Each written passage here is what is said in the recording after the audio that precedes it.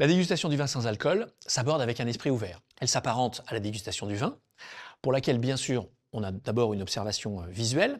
Cette observation visuelle va dénoter dans les vins sans alcool une concentration de la couleur et une intensité de la teinte un petit peu plus importante, liée tout simplement au phénomène de désalcoolisation. Deuxième propriété de la dégustation, eh bien, l'aspect olfactif. L'absence d'alcool va bien entendu nous carencer dans la propriété de solvant de l'alcool, et donc l'intensité aromatique va, elle, être au contraire diminuée par rapport à un vin d'origine.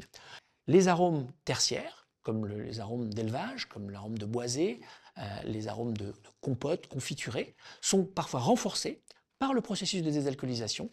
Enfin, parfois, il est intéressant de préserver une certaine amertume, en particulier pour prolonger la longueur des vins rosés.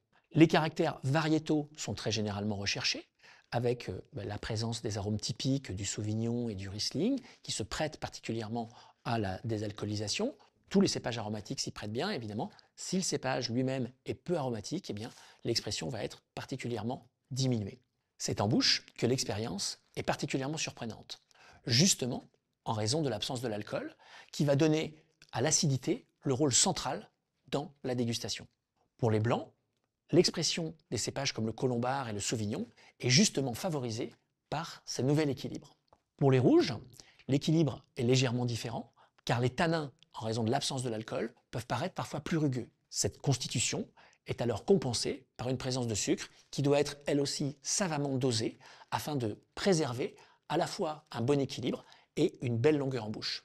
L'équilibre en bouche des vins sans alcool est donc nécessairement différent des vins alcoolisés en raison de l'absence de l'alcool, qui n'enrobent pas et ne donnent pas ce caractère un peu lourd, un peu profond de l'alcool, mais qui au contraire renforce une dynamique en bouche particulièrement fraîche et particulièrement intéressante et désaltérante. Cette approche de la dégustation est constitutive de la néonologie, l'œnologie appliquée aux vins sans alcool.